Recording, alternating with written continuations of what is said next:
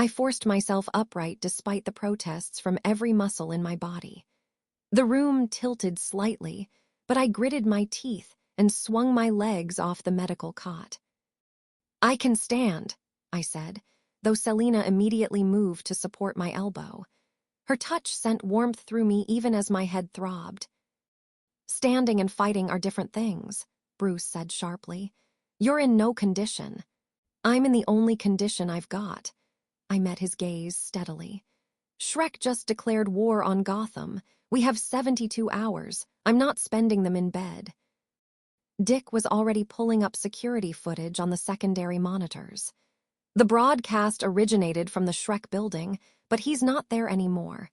GCPD swept it 20 minutes ago. Empty. "He wants us to know he's still in control," Selina said quietly. Her hand remained on my arm, steadying me. "That's how Max operates. Everything is about perception, about making people believe he's untouchable." Bruce wheeled closer to the main console, his fingers dancing across the keyboard despite his age. "The power plant is locked down. Gordon has it under guard. What else could Shrek have access to that he'd call real power?" I thought about the manila envelope the Joker had given me, the documents Selina had stolen, everything we'd learned about Shrek's operations.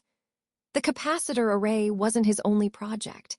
He's been buying up properties all over Gotham for months. "The community centers," Selina said, understanding dawning in her blue eyes. "Dixon Street was just the beginning. He's purchased or acquired leases on 17 locations across the lower city."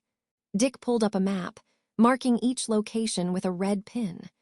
They formed a pattern across Gotham's poorest neighborhoods, spreading out like a web. "What's the connection?" I asked, moving closer to the screen. Selina stayed beside me, her presence both comforting and distracting in ways I couldn't afford right now. "Infrastructure," Bruce said slowly. "Every one of those buildings sits on or near a major utility junction. Water, gas, electrical substations." The implications hit me like a physical blow. He's going to hold the entire city hostage. Without the power plant, he needs another way to control Gotham's resources. Dick zoomed in on one of the marked locations. If he's placed explosives or sabotage devices at each of these points, he could cripple the city in minutes. No power, no water, no heat in the middle of winter. Alfred appeared with a tray of coffee and sandwiches, his timing impeccable as always.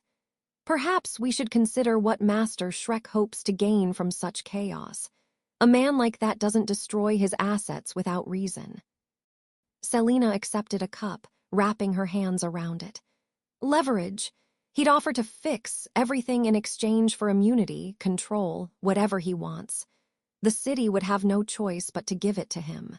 Then we need to find those devices before he can trigger them," I said. 72 hours, 17 locations, that's impossible for 4 people to search thoroughly, Bruce finished.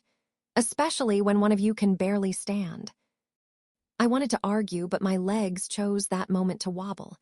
Selina caught me, guiding me to a chair. "We need help," Dick said. "Gordon's people, maybe. The ones we know aren't on Shrek's payroll." Bruce shook his head. "Too risky.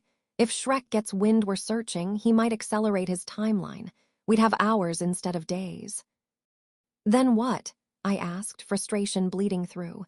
"We can't just—" Selina's phone buzzed. She glanced at it, and her expression shifted to something between surprise and caution. "It's from Max's executive server. Automated message I set up months ago to forward his private calendar appointments." She held up the screen. Bruce leaned in, reading quickly. "Ice Princess photo shoot at Robinson Park, tomorrow at noon," he read aloud. "Why would Shrek care about a pageant model right now?"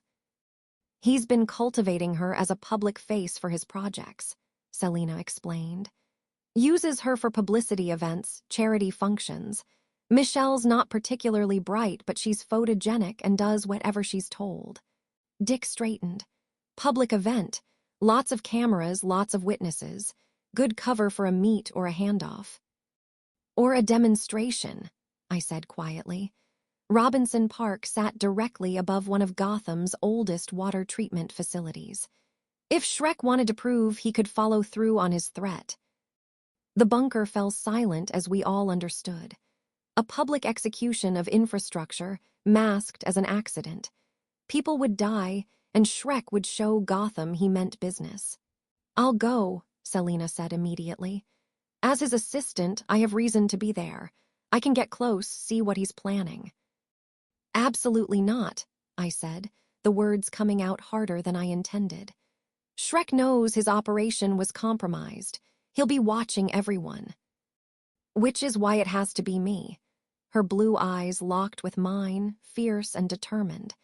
"He still thinks I'm just his meek assistant. I can use that." "She's right," Bruce said, though he didn't look happy about it. "Selina has the best chance of getting intelligence without raising alarms." Every instinct I had screamed against it. I just found her, just admitted what I felt. The thought of her walking back into Shrek's reach made my chest tight. But I also knew she was capable, trained, and brave. She was Catwoman. She didn't need my protection even if I desperately wanted to give it. "I'll be backup," Dick offered. "Civilian clothes, paparazzi cover, I can keep eyes on you." Selina nodded, then looked at me. "I need to go home, get some rest before tomorrow. And you," she pointed at me, "need to actually recover, not pretend you're fine." "I'll drive you," I said. "Miss Renee, perhaps," Alfred began. I held up a hand. "I'm driving her, non-negotiable." Bruce sighed but didn't argue. 20 minutes later, Selina and I were in my beat-up sedan heading toward the East End. The streets were quiet, snow beginning to fall again. Gotham looked almost peaceful like this if you ignored the sirens in the distance. "You're scared," Selina said softly. "Terrified," I admitted. "Of Shrek, of what might happen to you, of what using the Dream Angels might cost me. Take your pick." She reached over and took my hand. "Then we'll be terrified together. But Renee, I'm not going to hide anymore. Not from Shrek, not from this city, not from what I feel for you." I pulled over 2 blocks from her apartment, the streetlight casting us in amber glow. When I turned to face her, she was already leaning in. The kiss was soft, careful of my battered condition, but it held a promise that made my heart race faster than any fight. "Come upstairs," she whispered against my lips. "Stay with me tonight. Tomorrow we face Shrek. Tonight, let's just be us." I knew Bruce would be furious. Knew I should be at the bunker planning, preparing. But looking into Selina's eyes, I also knew there was nowhere else I wanted to be.